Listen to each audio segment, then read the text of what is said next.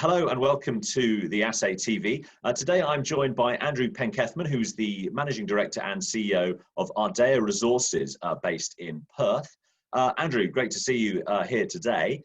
Can you tell us a little bit about your flagship project, is the Goongarrie Nickel-Cobalt Project.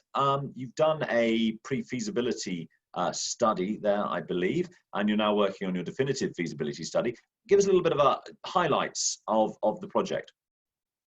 Sure, look, great to be here today and really nice to be able to catch up. So Ardea's flagship and most advanced project is our Goongarrie Nickel-Cobalt project, and that's part of the much larger Kalgoorlie Nickel Project. And that's a series of tenements within a 100-kilometre radius of the city of Kalgoorlie Boulder. So we can leverage off the established infrastructure. And critically, the Kalgoorlie Nickel Project's got one of the largest nickel cobalt resources in the developed world. So it's very much a strategic asset. 5.6 million tonnes of contained nickel and over 400,000 tonnes of contained cobalt. So as part of the whole electric vehicle, static storage, battery and new age minerals advancement, you know, we feel Ardea has to play a role in that because we're able to produce ethically sourced minerals from the best mining jurisdiction in the world here in Western Australia. And as all countries are obviously looking to sort of secure future supplies of critical minerals, great to have a project of that scale based in Australia.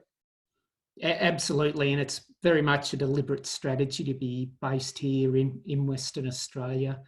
WA always features favourably in global operating jurisdiction surveys, and most recently with the Fraser Institute has come out as the #1 destination in the world. So with, you know, long established mining history, world-class safety, operating standards, yeah, just a terrific place to be based. And where are you at in terms of your definitive feasibility study? So we're undertaking various work streams, and the current priorities on a number of resource updates on our Goongarrie line of lode, which is a 25-kilometre zone of nickel cobalt mineralisation, but for the first time we'll be including scandium in the resource update. And then we'll also be looking at the highway deposit that's only 30 kilometres to the north, so to be within an easy trucking distance of a processing plant established at Goongarrie. And what we're aiming to achieve is plus 1% nickel feed grade for at least the first 15 years of operations. And, you know, we think we'll be able to do that quite comfortably. And, you know, what is the expected life of mine? Oh, look, the life of mine will be decades, and that's because of the strategic resource base that we've got in the broader Kalgoorlie Nickel Project. So we've already demonstrated with the PFS a minimum mine life of 25 years with the Goongarrie resources. We're about to update those within the September quarter, and then we'll have the highway resource as well, and then we'll look at Siberia. So 25 years of reserves is what's currently defined, but the potential's multi-decades. I understand you're also looking at some gold exploration on your tenements as well. Tell us a little bit about that. Sure. It's a critical part of the laterite profile. So I've had the laterite form in response to extreme weathering, and a lot of that weathering's been focused around zones of alteration and structure. And it's those same crustal scale structures such as the Boulder Lefroy fault that is responsible for hosting, you know, multi-millions of ounces south of Kalgoorlie, around Kalgoorlie in the Golden Mile, and then northwards up into our Goongarrie Nickel Cobalt project. So Ardea is in the great position of having 65 kilometres of strike of the Bardock tectonic zone. And we're really just ramping up our exploration efforts there. And because Ardea and before Ardea Heron Resources controlled the ground. The focus was on nickel and cobalt exploration for about the last 25 years, and it's the surface cover and laterite profile development that hides the prospective basement rocks which host the gold mineralisation. So we're doing a lot of work to increase our understanding there, and had some early success with a modest resource at Big 4, which is proof of concept.